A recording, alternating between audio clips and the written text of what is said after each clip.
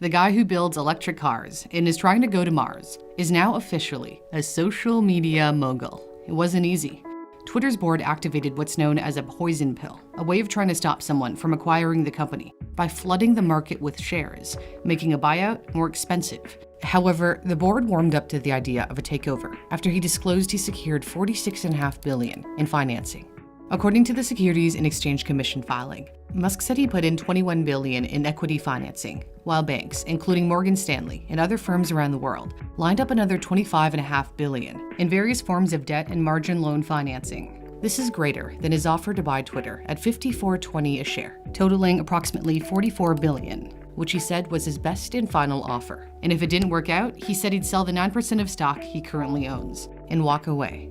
Well, Twitter's board ended up accepting his original offer of $44 billion. The board then nixed the poison pill. Had they kept it in place, it could have reinforced Musk's argument that the board isn't looking out for the interest of shareholders. The board unanimously approved the sale. Twitter's independent board chair said, "The Twitter board conducted a thoughtful and comprehensive process to assess Elon's proposal with a deliberate focus on value, certainty, and financing. The proposed transaction will deliver a substantial cash premium, and we believe it is the best path forward for Twitter's stockholders." Musk reportedly met with some shareholders in the hopes they could pressure the company and sway their decision.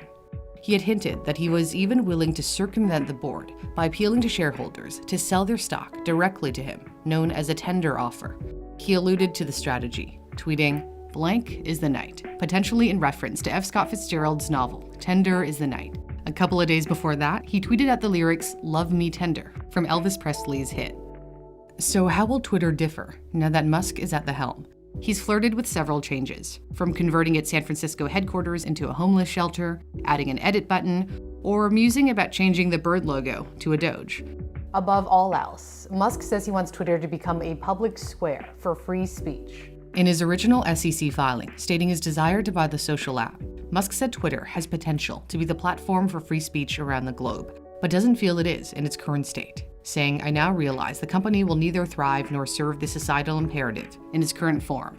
Some have speculated that he'd reinstate Donald Trump's Twitter account, which was shut down permanently over his tweets surrounding the 2021 Capitol riots. He apparently mused about buying Twitter in March, according to the head of the Christian satire site The Babylon Bee, after the Bee got its Twitter account suspended for naming transgender official Dr. Rachel Levine as the Man of the Year, after USA Today named Dr. Levine one of its Women of the Year. Conservatives have long accused the platform of discriminating against them. In 2020, Twitter blocked users from sharing a New York Post article that was critical of Hunter Biden, the son of then presidential candidate Joe Biden. Twitter said the post violated its hacked materials policy. Then Twitter CEO Jack Dorsey later said it was wrong to block the story. Crucial to Musk's vision is open sourcing Twitter's algorithm that decides which tweets get promoted or demoted. In other words, have it available for people to see and improve upon. That way, he says there won't be any manipulation behind the scenes to push certain tweets in front of more eyeballs while de-emphasizing others. Musk views free speech as essential to a democracy and worries that there is too much censorship. During a TED Talk in April, he said speech should be as free as possible, and that he'd err on the side of not removing controversial posts. He feels the ideal policy for a social app is when the most extreme 10%, on the left and the right, are equally unhappy. But content moderation is very, very difficult. Big tech companies spend billions of dollars reviewing millions of uploads each day. Former Reddit CEO Yishan Wang warned Musk is in for a world of pain, arguing in a thread that the Tesla CEO doesn't fully understand the difficulty of content moderation and protecting free speech online. He continued, "Elon is not going to fix some problems. I'm absolutely sure of this. He has no idea what he's in for." Wang argues that big platforms like Twitter have no choice but to censor, because the web has grown so big that anyone can post anything, anywhere, at any time, so it has to be moderated in some way. He ended his long thread by concluding, Musk buying Twitter will hurt all of humanity by distracting him from his mission at SpaceX and Tesla, because it's going to suck up his time and damage his psyche. Musk's response to the novella of a thread, as he called it, he said Twitter is way overdue for long-form tweets.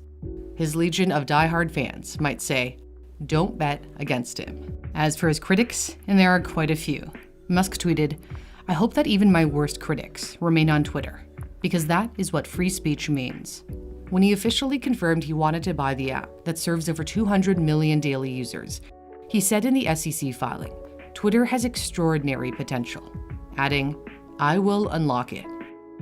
At the core of any of Elon Musk's ventures is a team of exceptional engineers trying to change the world. Whether you're in high school, college, or you're a professional who wants to brush up on your STEM skills, Brilliant is an amazing tool for learning interactively. If you like to learn the fundamentals of computer science or strengthen your knowledge of core computer science concepts, the Computer Science Fundamentals course is perfect for you, and no coding is required.